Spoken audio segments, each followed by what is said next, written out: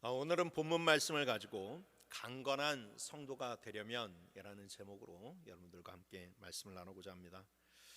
어떤 한 사람이 리어커에 물건을 잔뜩 싣고 힘겹게 언덕을 올라가고 있었습니다.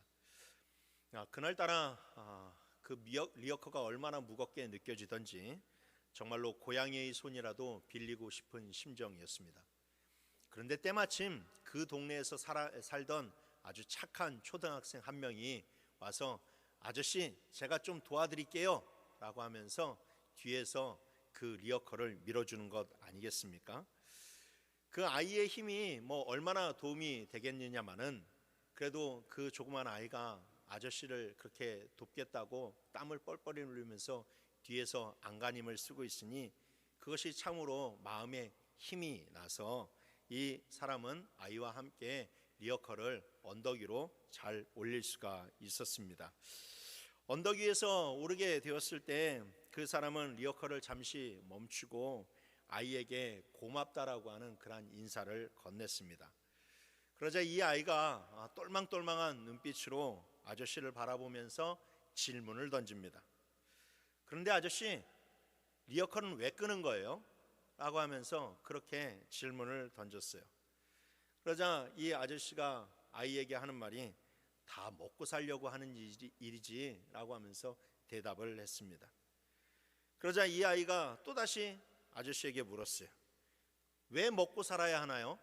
라고 하면서 그렇게 질문을 던집니다. 참으로 어린 초등학생과 같은 그런 순진한 질문이었지만 이 사람은 내가 왜 먹고 사람이 왜 먹고 살아야지?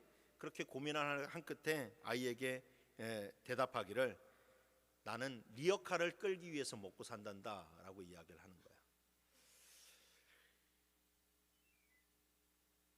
리어카를 끌기 위해서 먹고 살고 먹고 살기 위해서 리어카를 끈다 라고 하는 이 반복되는 패턴을 보게 되면서 우리는 다시금 사람은 왜 사는가에 대해서 생각을 해보게 됩니다. 사람은 왜 살아가는가? 이 단순한 질문은 오랜 시간 동안 수많은 철학자들이 답을 찾지 못한 어려운 질문 중에 하나입니다. 세상을 단지 먹고 살기 위해서 살아간다면, 그리고 일하기 위해서 먹는다면 그것만큼 슬픈 일이 또 어디에 있겠습니까? 여러분, 교도소 안에 있는 죄인들도 먹고 삽니다. 그리고 돼지나 소와 같은 가축들도 먹고 삽니다. 그런데 여러분, 사람이 리어카를 끌기 위해서 먹고 그리고 정말로 먹기 위해서 리어카를 끈다라는 것은 세상의 물질과 세상의 노예가 되어서 살아간다는 말이나 다름이 없습니다. 그것만큼 비참한 인생이 또 없는 것인데, 그런데 여러분, 수많은 그런 사람들의 실상을 들여다보면 인생이 그렇게 살아가는 사람들이 참으로 많아요. 먹기 위해서 일하고 일하기 위해서 먹는 그런 반복되는 삶을 살아가면서 평생토록 그렇게 시간을 보내다가 생을 마감하는 경우가 너무나도 많이 있다라는 것이죠. 그래서 수많은 사람들은 어느 순간 인생의 허무함을 느낍니다. 요즘 젊은 친구들 표현대로 현타가 오는 거예요. 현타. 그래서 내가 왜 이렇게 인생을 살아가야 되는가? 내가 무엇을 위해서 이렇게 살아가야 되는가? 그거에 대한 심각한 허무감을 느껴서 그 허무감을 이겨내기 위해서 술에도 취하고 유흥에도 빠져들고 흥청망청 그렇게 인생을 즐기려고 노력한다라는 것이죠. 그런 점에서 보았을 때 예수를 믿는 사람은 참으로 복받은 사람인 줄 믿습니다. 왜냐하면 성도는 왜 살아가는지를 아는 사람들이기 때문에 그래요.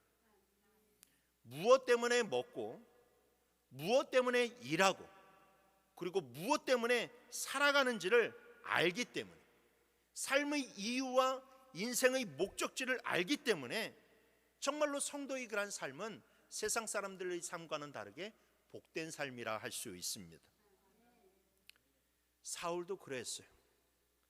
사울도 나름대로 공부를 열심히 하고 사회에서 성공해서 정말로 최고의 인생을 살아가는 것처럼 보였습니다. 그러나 그 이면의 삶은 그렇지가 않았어요. 그 이면의 삶은 엉망진창이었습니다.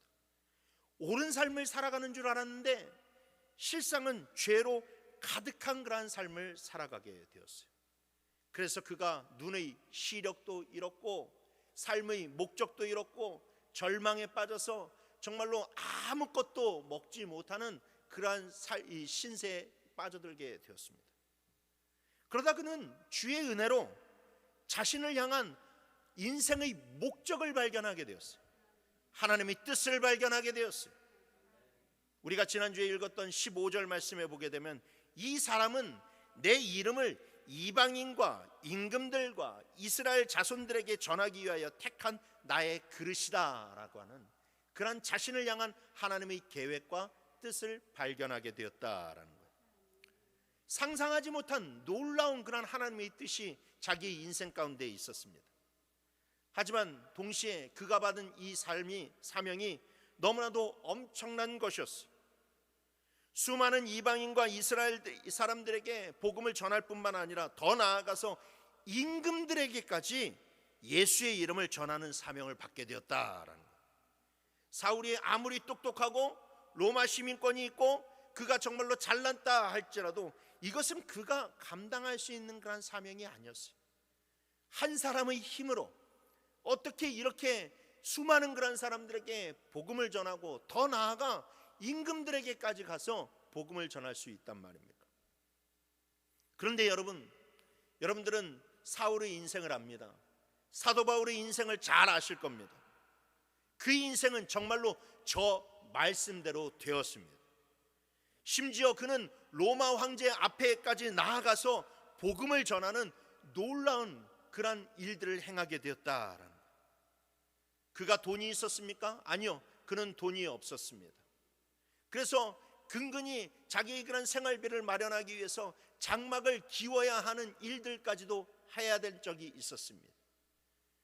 또한 그가 평탄대로였습니까? 아니었습니다. 수많은 죽을 위기가 있었어요. 가는 곳곳마다 대적들이 있었습니다. 그는 가는 곳곳마다 자기를 시기 질투하고 자기에 대해서 나쁜 소문을 퍼뜨리는 사람들이 있었어요. 몸은 건강했습니까? 아니요, 그는 몸이 건강하지 않았습니다. 이 사도행전을 쓴 누가가 의사였는데 그 의사가 옆에서 항상 그를 돌봐줘야 될 정도로 그는 몸이 건강하지가 않았고 치유할 수 없는 그러한 질병으로 인해서 늘 고통받으면서 살아갈 수밖에 없는 사람이었다라는 거예요. 그런데 그렇게 가난하고 연약하고 보잘것없는 그런 사람이었지만 그러나 그를 통한 하나님의 이 놀라운 계획은 토시 하나 빠뜨리지 않고 다 실행이 되었다라는 것이죠. 그것은 자기의 힘으로 감당한 것이 아니었습니다. 조금 전에도 말씀드렸지만 그는 스스로 그것을 감당할 수 있는 힘이 없었어요. 그러나 하나님께서 그에게 사명을 주실 때에 하나님께서 그 사명을 감당할 수 있는 강건함까지 주셨기 때문에 그는 그 사명을 온전히 감당할 수 있었다라는 것이죠. 그래서 성도는 늘 하나님이 주시는 그 강건함을 힘입어야 되는 줄 믿으시길 바랍니다. 여러분, 우리에게도 하나님의 택하심이 있습니다. 하나님의 계획하심이 있습니다. 하나님의 사명이 있습니다. 그러나 여러분, 그것은 곧 무엇을 이야기하느냐? 우리도 하나님의 강건함을 힘입어야만 된다라는 거예요. 사명만 있고 계획하심만 가지고 있어서는 안 돼요. 그것을 실행할 수 있는 하나님의 그런 주시는 강건함을 힘입어야 우리가 그 사명을 이룰 수 있고 뜻을 이룰 수가 있습니다. 오늘 본문을 통해서 사울이 어떻게 하나님의 강건함을 힘입었는지 우리가 그 비결들을 한번 살펴보면서 우리도 강건한 주의 일꾼이 되어서 우리에게 허락된 하나님의 뜻을 실현하고 사명을 실현하는 주의 백성들이 되길 주님의 이름으로 축원합니다. 첫 번째로 강건한 성도가 되려면 주님을 위해서 살기로 결심해야 되는 줄 믿으시길 바랍니다. 주님을 위해서 살기로 결심해야 된다. 자, 오늘 19절 20절 말씀을 보십시오. 음식을 먹으며 강건하여지니라. 사울이 다메섹에 있는 제자들과 함께 며칠 있을 새 즉시로 각 회당에서 예수가 하나님의 아들이심을 전파했다라고 이야기합니다. 오늘 본문은 사울이 음식을 먹는 장면에서 시작이 됩니다. 9절에서 볼 수 있듯이 그는 사흘 동안 먹지도 마시지도 않았어요. 왜 그렇습니까? 삶의 방향을 완전히 잃어버렸기 때문에 그래요. 그가 이제껏 열심히 살아왔는데 갑자기 예수님을 만나게 되면서 내가 무엇을 위해서 그토록 그렇게 열심히 살아왔는가? 내가 이제껏 무엇을 위해서 그렇게 열심히 달려왔단 말인가? 라고 하는 허무감에 젖어들기 시작하면서 그는 삶에 대한 완전한 소망을 다 내려놓고 정말로 먹지도 마시지도 않으면서 그렇게 낙심한 채 주저앉아 있었습니다. 그러던 와중에 주님께서 아나니아를 사울에게 보내셨고 사울은 아나니아를 통해서 자신을 택한, 자신을 향한 하나님의 사명이 있다는 것을 깨닫게 되었어요. 그 사명을 받는 순간 사울은 이제 살아야 할 이유가 분명해졌습니다. 음식을 먹고 힘을 내야 할 이유가 분명해졌다라는 거예요. 그는 이제 살기 위해서 먹는 사람이 아니라 내가 이 하나님의 사명을 감당하기 위해서, 하나님의 영광을 위해서 이제 먹고자 결심을 서게 되었다라는 겁니다. 이처럼 이렇게 그가 단단하게 하나님을 위해서 살기로 결심하게 되자 이제 그가 안에서 놀라운 변화가 일어나기 시작했어요. 그것은 다름 아니라 이제껏 자기가 잘못 살아온 것이 아니라 하나님의 택하심 속에서 준비되어 왔다라는 사실들을 깨닫게 되었다라는 거예요. 오늘 20절 보시게 되면 즉시로 각 회당에서 예수가 하나님의 아들이심을 전파하였다라고 이야기하고 22절에 보시면 사울은 힘을 더 얻어 예수를 그리스도라 증언하였다라고 그렇게 이야기하고 있습니다. 사울은 예수를 믿은 지 며칠이 되지 않아서 예수가 하나님의 아들이심과 예수가 그리스도이심을 사람들에게 전파하였다라고 이야기하고 있어요. 근데 여러분, 이 말은 그가 예수 믿자마자 밖에 나가가지고 사람들에게 예수님은 하나님의 아들입니다, 예수 믿으세요, 예수님은 그리스도입니다, 예수 믿으세요 라고 그렇게 전도했다라는 말이 아니에요.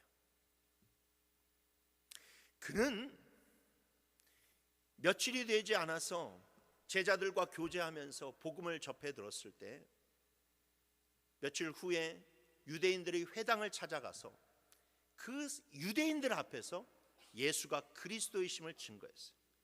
이 말은 회당을 찾아가서 성경책을 펼치고 유대인들이 잘 아는 그 구약 성경의 그런 말씀들을 들려주면서 이 부분이 바로 예수가 그리스도이심을 이야기하는 것이다. 야, 이 말씀을 봐라, 이것이 바로 예수님이 하나님의 아들이심을 나타내는 증거다라고 하면서 성경을 조목조목 펼쳐가면서 예수에 대해서 증거하게 되었다라는 거예요. 여러분, 이건 정말로 어마어마한 일이죠. 여러분, 누가 예수를 믿은 지 며칠 만에 성경을 펼치고 예수가 그리스도이심을 증거할 수 있단 말입니까? 아니, 신약 성경을 가지고는 그렇게 할 수도 있을 것 같아요. 그런데 여러분, 이때는 지금 신약 성경이 쓰여진 때가 아니잖아요. 구약의 그런 이 여러 사건들을 다 펼쳐가면서 그 가운데서 예수가 그리스도이시고 하나님의 아들이심을 증거하는 것은 여러분 너무나도 거의 불가능한 이야기예요. 여러분들 예수 믿으신 지 5년도 넘으시고 10년도 넘으시고 20년도 넘으셨지만, 그러나 여러분들이 사람들 앞에 가가지고 성경을 펼치면서 조목조목 이것 가운데서 예수가 그리스도이심을, 즉 구속사적인 그런 내용을 사람들에게 전하실 수 있습니까? 이것은 어려운 일이에요. 목사인 저도 어려운 일입니다. 그런데 여러분, 사울이 이것을 행했다라는 거예요. 이것이 어떻게 가능했을까요? 그가 예수를 믿자마자 하나님이 택한 그릇이니까 막 신령한 지식을 부어주고 신령한 은혜를 부어주고 막 그냥 척척척척 깨달아 알았기 때문에 그런 것일까요? 아니라는 거예요. 다 하나님이 그를 준비해 놓으셨기 때문에 가능한 일이었다라는 겁니다. 사울은 헬라파 유대인으로서 헬라어와 히브리어를 능히 동시에 구사할 수 있는 사람입니다. 특별히 사울은 헬라어에 탁월한 그런 능력을 가지고 있었어요. 언어적인 감각이 대단히 뛰어난 사람이었습니다. 그래서 여러분, 지금도 예수를 믿지 않는 사람이 예수를 믿지 않지만 그러나 이 고전 문헌학이라든지 언어학이라든지 역사학을 공부하는 사람들도요, 이 공부를 할 때 사울이 쓴, 즉 사도 바울이 쓴 이 신약 성경, 그런 바울의 그런 서신서들을 놓고 공부를 합니다. 왜냐? 너무나도 문학적으로나 문법적으로 뛰어난 헬라어로 쓰여졌기 때문에. 그가 그만큼 헬라어에 탁월한 능력을 가지고 있는 사람이었어요. 또한 그는 그뿐만 아니라 성경에 대한 지식이 굉장히 뛰어난 그런 사람이었습니다. 그는 당시 예루살렘에 굉장히 뛰어난 학자였던 이 가말리알 밑에서 성경을 배운 사람이에요. 성경을 배우고 율법을 배웠습니다. 그래서 정말로 성경에 대해서는 이 줄줄 꿰찰 정도로 탁월한 그런 지식을 가지고 있는 그런 사람이었다라는 거예요. 그런데 그는 그럼에도 불구하고 예수를 알지 못하니까, 예수를 위해서 살아갈 생각이 없으니까 그것을 가지고 엄한 데다가 힘을 쏟으면서 살아갔어요.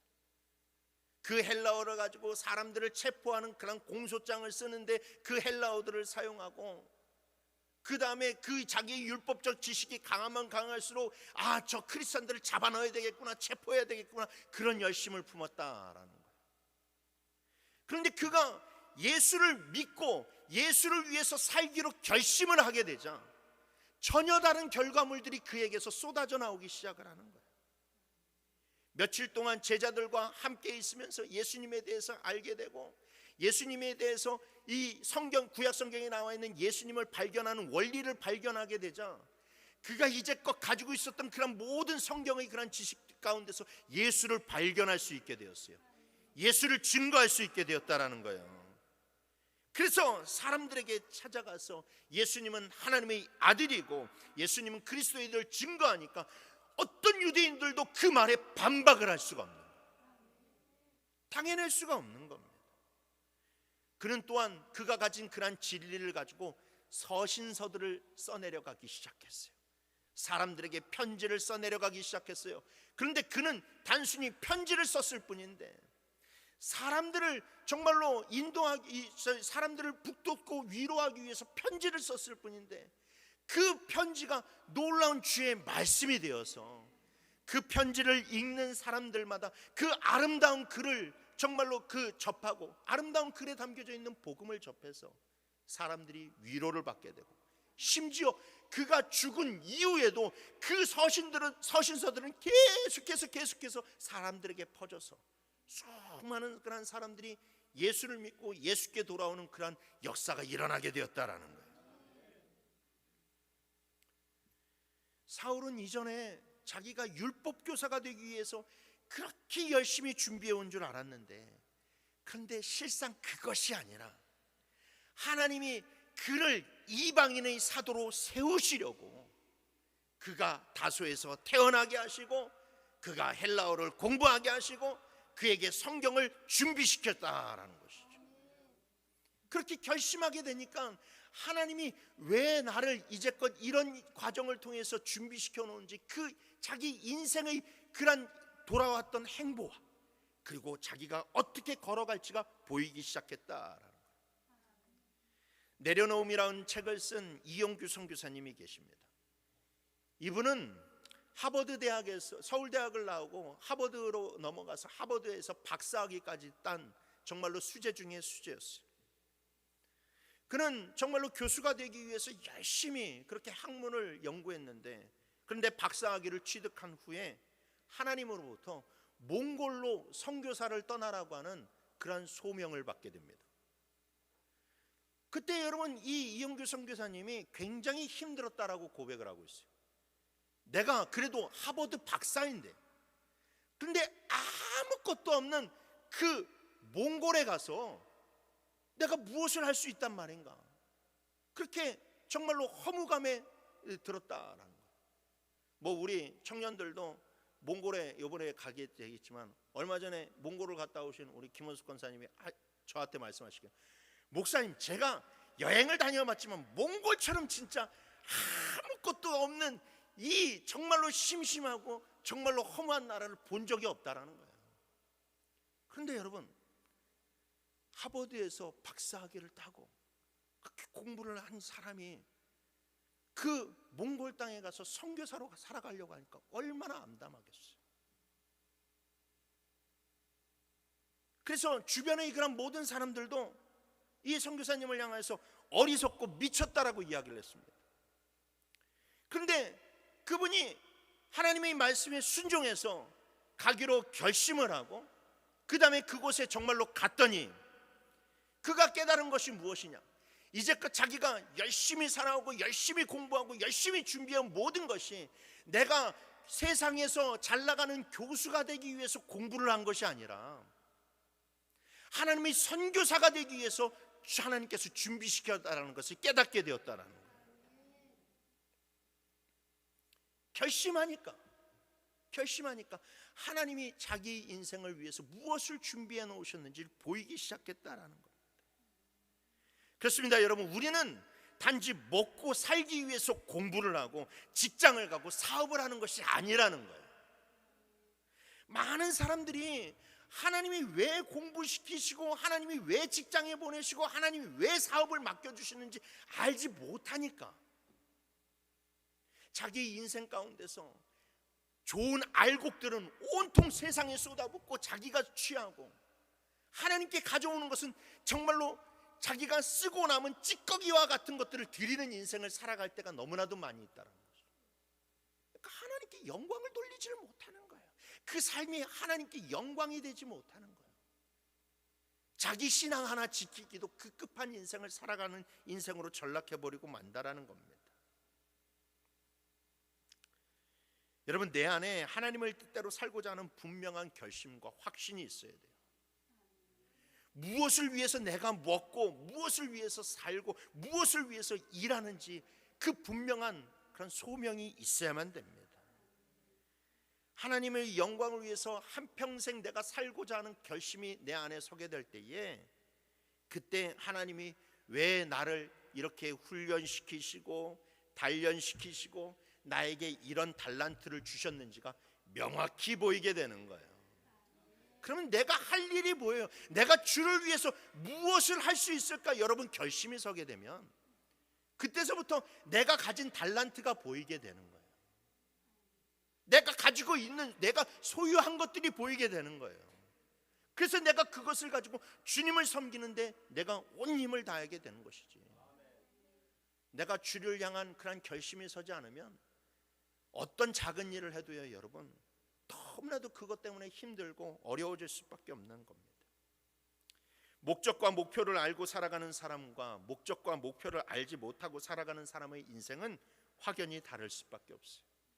그러니 성도 여러분, 앞으로 여러분들의 인생을 주를 위해서 살기로 결심하시길 바랍니다. 여러분들을 위해서 살아가려고 하지 마세요. 주를 위해서 살겠다라고 결심하세요. 먹든지 마시든지 무엇을 하든지 다 하나님의 영광을 위해서 하겠다라고 결심하시오. 그러면 여러분, 삶을 어떻게 살아가야 될지가 보여요. 내가 주를 위해서 무엇을 해야 될지가 보여요. 내가 주를 위해서 무엇을 드려야 될지가 보입니다. 여러분, 그래서 우리가 힘없고 괴로워하는 인생이 아니라 확신과 기쁨이 넘치는 삶을 살아가시길 주님의 이름으로 축원합니다. 두 번째로, 강건한 성도가 되려면 주님으로부터 늘 힘을 공급받아야 됨을 기억하시길 바랍니다. 그래요, 여러분, 우리는 늘 주님으로부터 오는 힘을 공급받아야 강건한 성도가 될 수 있습니다. 23절에 보시면 여러 날이 지나매 유대인들이 사울을 죽이기를 공모하더니라고 이야기를 합니다. 본문을 보게 되면 유대인들이 사울을 대한 태도가 점점 변하는 것을 볼 수가 있죠.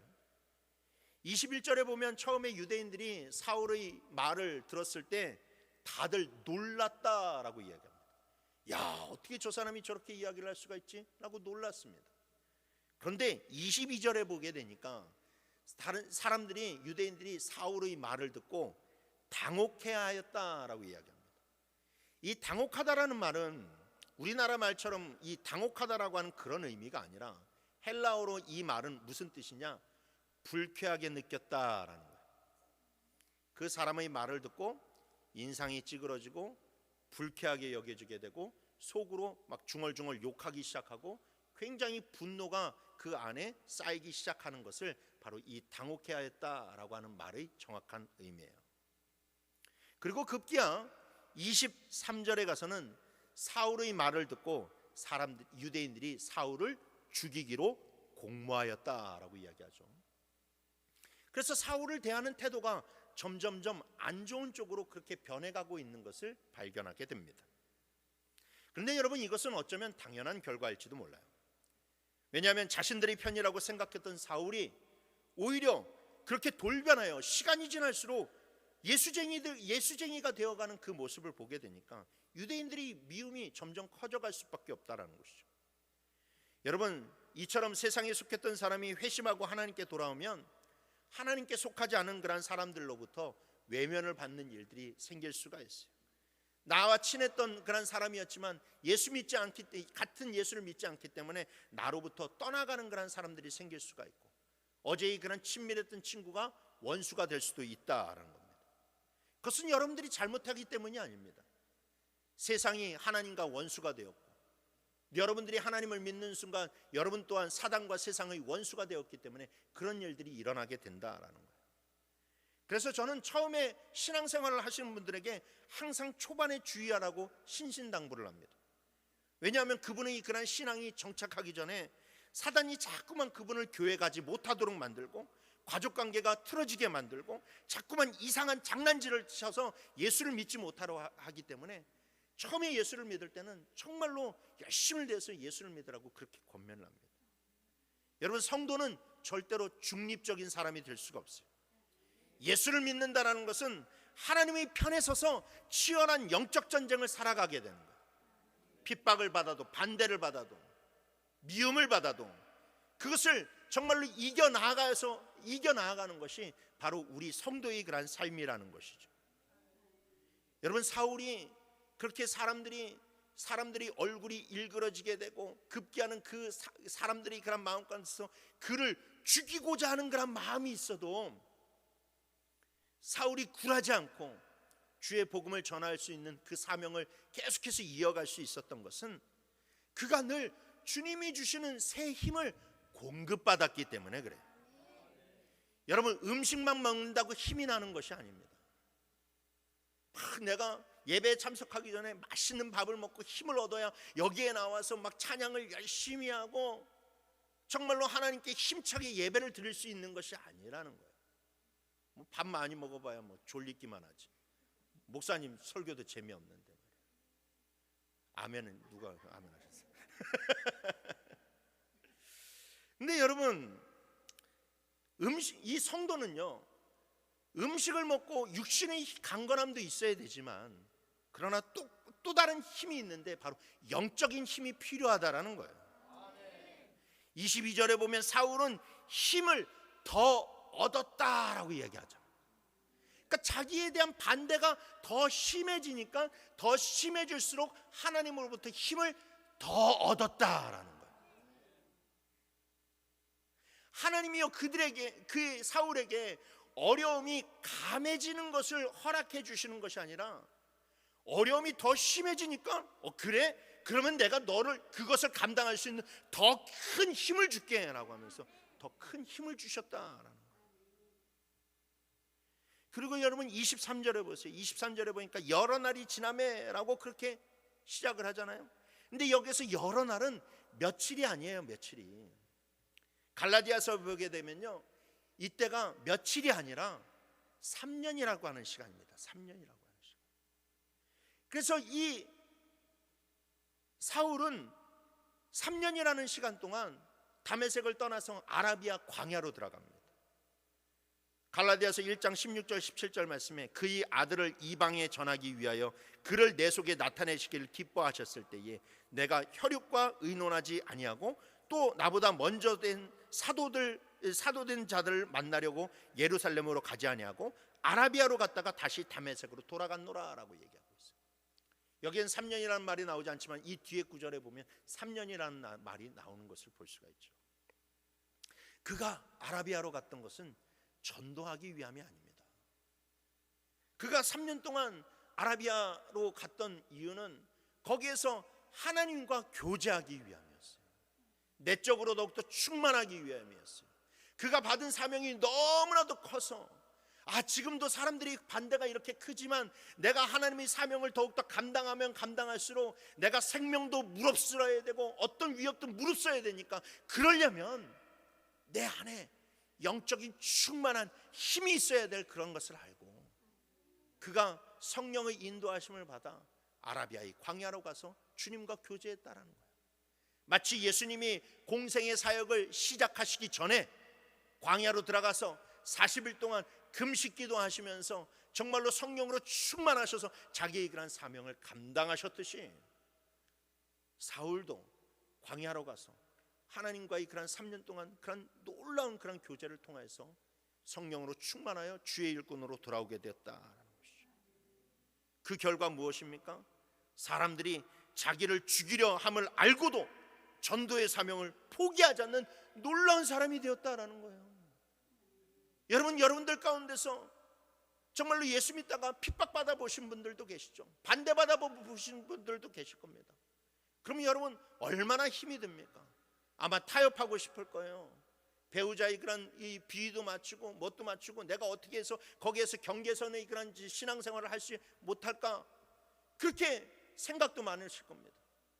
그런데 여러분, 누군가 여러분들이 예수 믿는다고 여러분들을 학대하고 폭행하고 심지어 여러분들을 죽을 그런 위협에 놓여져 있다면, 당신 교회 가면 내가 교회 앞에서 서 있다가 당신 진짜 가만두지 않을 거야 라고 하면, 그렇게 얘기한다면 여러분들 가운데서 정말로 예배의 자리로, 교회의 그런 자리로 나오실 분들이 몇 분이나 되십니까?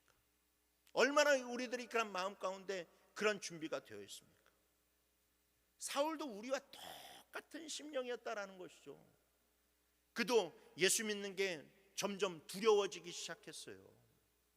주의 사명을 감당하는 것이 무겁게만 느껴졌어요.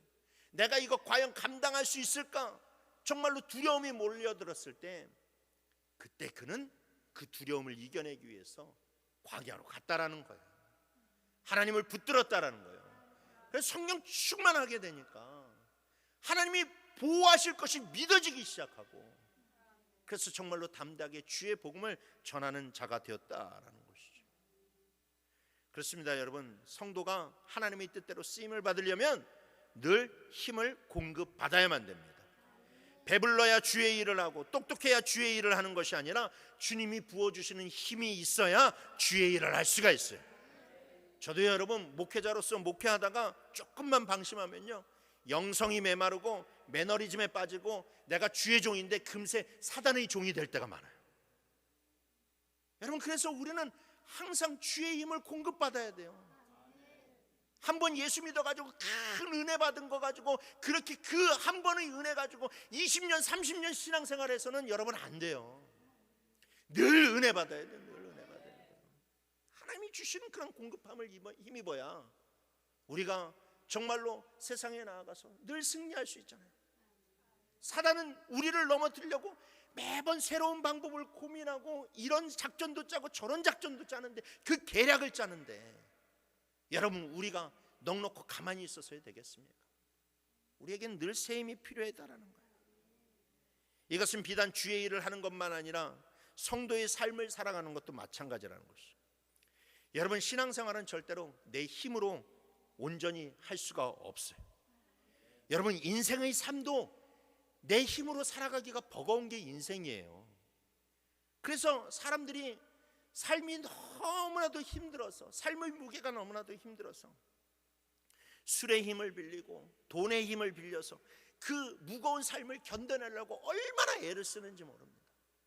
여러분, 인생을 사는 것 자체도 그렇게 힘든데 우리가 성도가 되어서 거룩한 삶을 살아간다고요? 세상 사람들과는 다르게 거룩한 삶을 살아가는 거, 여러분, 이거 우리 힘으로 할 수 있는 것이 절대 아니라는 거예요. 우리에게는 그런 힘이 없어요. 그런 능력이 없다라는 겁니다. 그래서 여러분, 우리가 성도의 삶을 살아가려면 주님께서 주시는 힘이 있어야만 돼요. 그래야 세상의 유혹도 이기고 내 안에 있는 욕망도 이기고 세상의 조롱도 이겨서 담대하게 하나님 앞에 나와서 하나님을 위한 삶을 살아갈 수 있다. 그러니 여러분, 주님이 허락하시는 성령의 능력을 사모하시길 바랍니다. 혹시 여러분들 가운데서 지금 신앙생활하는 것이 힘들고 재미없고 또 교회에서 여러분들에게 맡겨진 그런 사명이 부담스럽고 정말로 이것을 막 내려놓고 그런 싶은 유혹에 여러분들 처해 있다면, 아니면 여러분들이 인생의 그런 공허함을 느끼고 있다면, 여러분, 다른 것이 부족한 것이 아니라 여러분 안에 성령의 내적 권능이 소진되었기 때문에 그래요. 그래서 여러분, 우리 안에 주님의 힘을 우리가 붙잡을 때에 여러분, 우리가 신앙생활의 의미를 찾을 수가 있고 기쁨을 회복할 수 있고 주님께서 맡겨주신 그런 사명을 감당할 수 있는 줄 믿습니다. 그러니 여러분, 힘들다고 느껴질 때는 모든 세상의 우선순위를 다 뒤로하고 영적 광야로 들어오십시오. 예배에 힘을 쓰세요. 새벽에 나와서 부르짖으세요. 수시로 교회에 나와서 하나님을 찾으세요. 하나님을 만나세요. 그렇게 힘을 받아야 여러분들이 인생에 정말로 삶의 의미를 찾을 수가 있습니다. 그러니 우리 모두가 나의 힘이 아닌 주님이 주신 힘으로 모든 것을 이기고 견디어 나아가는 성도들이 되시길 주님의 이름으로 축원합니다. 마지막 세 번째로, 강건한 성도가 되려면 교제와 모이기에 힘써야 될 줄 믿습니다. 우리 교회 성도님들은 이것을 특별히 여러분들 주의 깊게 들으셔야만 돼요. 강건한 성도가 되려면 교제와 모이기에 힘을 써야만 돼요. 사울은 매우 율법적이고 원리월진적인 그런 사람이었어요. 여러분, 사울이 이전의 그런 삶을 보세요. 정말로 자기가 이 율법을 시행하겠다고 해서 사람들을 체포하고 정말로 외국까지 나아가서 그 사람들을 잡으려고 나가는 그 모습을 보게 되면 이 사람의 성격이 보이지 않습니까? 얼마나 철두철미하고 정말로 이 바늘로 찔러도 피 한 방울 나오지 않을 것만 같은 그런 메말라 있는 그런 사람이 바로 이 사울이라고 하는 그런 사람이었어요. 근데 이 사람이 예수를 믿고 난 후에 완전히 새로운 사람이 됩니다. 진짜 이 사람이 겸손한 사람이 되고 무엇보다도 사랑의 그런 사도가 되었어요. 사랑을 강조하는 사람이 되었어요. 여러분, 그 유명한 고린도전서 13장, 사랑장이라고 하는 별명이 붙은 장이잖아요. 그것을 누가 썼습니까? 사울이 썼어요. 사도 바울이 썼단 말이에요. 여러분, 성경의 그런 어디를 찾아봐도 이 고린도전서 13장과 같이 아름다운 그런 장을, 사랑에 대해서 강조하는 장을 찾아보기가 참으로 힘들 정도예요. 그런데 그렇게 메말랐고 그렇게 송곳 같았던 사울이 어떻게 예수를 믿은 그런 다음서부터 이렇게 사랑의 그런 사도가 되었을까요? 그것은 그가 신앙생활을 시작할 때에 주변의 그런 믿는 자들, 주변의 그런 형제 자매들로부터 하나님의 사랑을 경험했기 때문에, 신앙 시작을 할 때 그래, 믿음은 이런 것이다 라고 하는 그 사랑을 몸으로 경험하면서 자기의 신앙생활을 시작했기 때문에 그는 그 누구보다도 위대한 사랑의 사도가 되었다는 겁니다. 사울이 믿음 생활을 시작할 때 시작부터 2번이나 죽을 위기에 처하게 됩니다. 처음에는 다메섹에 있는 유대인들이 사울을 죽이기로 디데이를 정하고 사울이 도망가지 못하도록 다메섹의 모든 성문들을 다 봉쇄했어요. 그러자 그때 다메섹에 있었던 주의 제자들이 사울을 광주리에 실어서 이 창문을 통해서 사울을 성 밖으로 탈출을 시켰다라는 것이죠. 거기에서 살아남은 사울은 이제 예루살렘으로 갔습니다. 그리고 예루살렘에 가서 사도들을 만나고 사도들을 통해서 예수님이 하셨던 그 직접적인 그런 말씀들을 전해 듣기를 원해서 그가 사도들에게 갔다라는 것이죠. 그런데 이 사울이 워낙에 이전에 예루살렘에서 악명 높은 사람 아니었습니까? 그러니까 악명 높은 그런 사람이니까 이 사울에게 선뜻 만나려고 하지 않는 거예요. 그런데 그때 우리가 잘 아는 이 바나바가, 위로의 아들 바나바가 등장을 해서 이 사도들과 사울이 만날 수 있도록 그렇게 만남의 그런 장소를 주선을 합니다. 그리고 모든 오해와 갈등들을 풀어내기 시작을 하면서 이 사도들과 사울이 교제를 하기 시작해요. 그런데 여러분, 그때 한 15일 동안 그렇게 그들이 교제를 하고 있었습니다. 그런데 15일 후에 이스데반을 죽였던 헬라파 유대인들이 똑같이 사울을 죽이고자 결심을 하게 되었어요. 그런데 그때 또 이 사울의 목숨을 살려준 사람이 누굽니까? 예루살렘에 있는 주의 제자들이었어요. 그 제자들은 이 사울을 살려주려고 30절에 보면 그 사울을 데리고 가이사랴로 데려갔다라고 했어요. 가이사랴로 보낸 것이 아니라 가이사랴로 데려갔다고. 가이사랴로 가면 거기에 항구가 있습니다.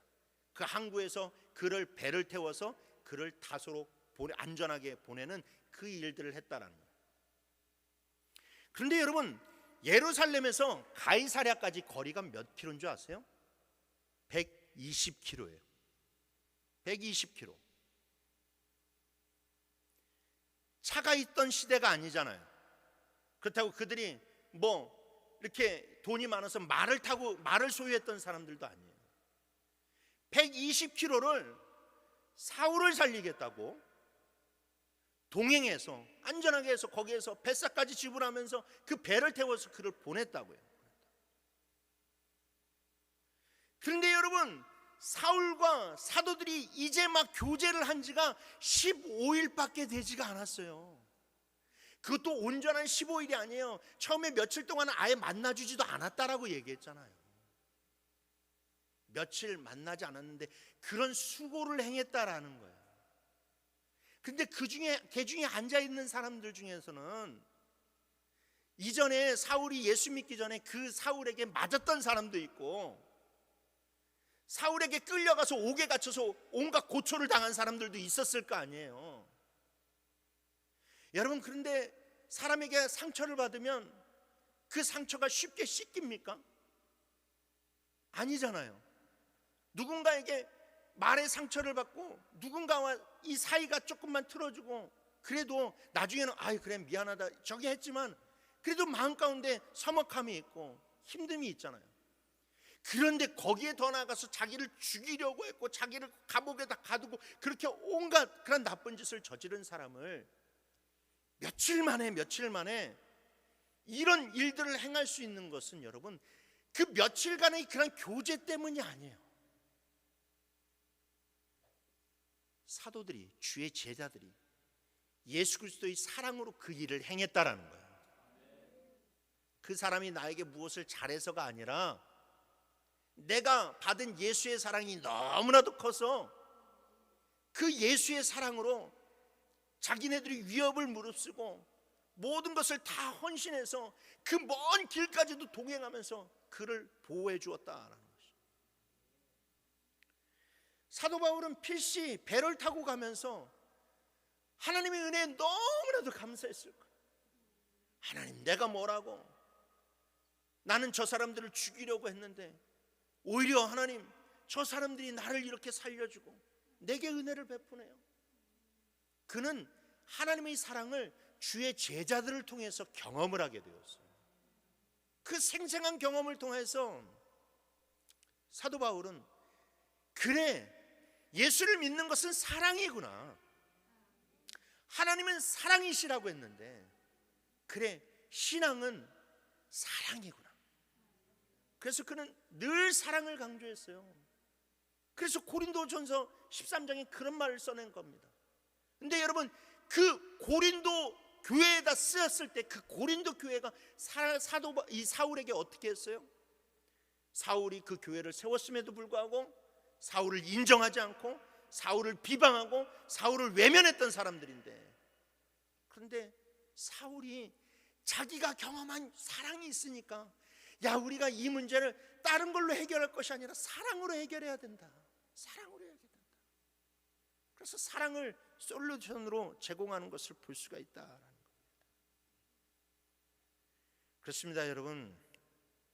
사울은 초신자였지만 그의 신앙이 잘 자라고 빠르게 강건할 수 있었던 것은 아나니아가 그에게 한 걸음에 달려와서 그에게 안수해주고 그를 위해서 중보기도 해주고 주의 제자들이 그를 위해주고 그를 위해서 헌신하고 그의 생명을 살리는 그런 살신성이 나는 그런 사랑을 보여주었을 때 사울은 위대한 하나님의 일꾼이 될 수가 있었어요. 그래서 여러분, 우리가 강건한 성도가 되려면 우리 안에 사랑의 교제가 풍성해야 될 줄 믿으시길 바랍니다. 서로가 교회 안에서 사귀기에 힘써야만 돼요. 비록 복음을 들고 예수를 그리스도라 인정한다 할지라도 여러분, 교회 안에 사랑이 없고 내 믿음에 사랑이 메말라 버려 있으면 그것은 온전한 신앙이 될 수가 없어요. 예수님께서는 요한복음 13장 35절에서 이렇게 얘기하셨어요. 다 같이 읽어봅시다. 시작.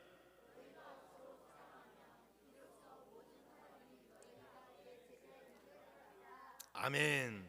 그리스도 제자의 필수 덕목은 무엇이냐? 서로 공동체 안에서 사랑하는 거예요. 교회를 사랑의 공동체로 만드는 거예요. 서로가 교회 안에서 신앙생활을 하다 보면 부족한 점이 보일 수도 있어요. 그러나 예루살렘 교회의 제자들이 사울을 품어주는 그런 모습을 보면서 우리는 거기에서 해답을 얻어야만 돼요. 서로의 실수와 부족함을 감싸주고 이해해주고 용서해주고 사랑하는 그런 과정 속에서 우리는 예수님의 그런 말씀이 그냥 글로서의 그런 말씀이 아니라 진짜 살아계신 주님의 말씀임을 경험하게 되는 거예요. 그리고 여러분, 그 교회 안에 사랑이 가득할 때에 그때 교회 안에서 어떤 일들이 벌어지게 되느냐? 부흥의 역사가 일어나게 됨을 믿으시길 바랍니다. 오늘 31절 말씀해 보시면 그리하여 온 유대와 갈릴리아와 사마리아 교회가 평안하여 든든히 서가고 주를 경외함과 성령의 위로로 진행하여 수가 더 많아지더라 라고 했죠. 교회가 여러분, 예루살렘 교회만 사랑이 풍부했을 때 부흥하는 것이 아니라 온 유대와 갈릴리아 사마리아에 있는 그런 교회들도 사랑이 가득할 때, 성령의 위로가 있었을 때 부흥해 갔다라고 이야기합니다. 그리고 여러분, 하나님은 그 성령의 위로를 여러분들을 통해서 행하기를 원하십니다. 여러분들의 입술을 통해서, 여러분들의 섬김을 통해서, 여러분들의 교제를 통해서 하나님은 그 성령의 위로를 우리들에게 행하기를 원하시고, 그래서 여러분, 우리가 하나님의 그런 사람으로 강건한 성도로 거듭나기를 원하세요. 그러니 여러분, 사랑의 성도가 되시길 바랍니다. 사귀기에 힘쓰세요. 새로운 성도님들이 오시게 되면 진짜 환영받고 관심받는 그런 분위기가 형성이 돼야만 돼요. 다가가셔야 되고 인사하셔야 되고 교제하셔야만 됩니다. 그리고 여러분, 아무리 피곤하고 힘들어도 목장 모임에 힘을 다하세요. 여러분, 목장 모임에 가서 주의 형제 자매들과 함께 말씀을 나누고 기도 제목을 나누고 그것을 기도해서 여러분, 우리가 성령의 위로를 받아야 돼요. 그래야 여러분, 교회가 교회다워지는 거예요. 예배만 드린다고 뭐만 그런 것만, 이 겉모습만 화려하다고 교회가 되는 것이 아니라 진짜 알맹이는 사랑 가득한 믿음이 되어야 될 줄 믿습니다. 그러니 여러분, 우리가 정말로 사랑의 그런 가득한 그런 교회를 만들고 사랑의 공동체가 되어서 우리의 신앙이 강건해지길 원합니다. 그래서 하나님이 기뻐하시는 교회와 성도로 우뚝 서기를 주님의 이름으로 축원합니다.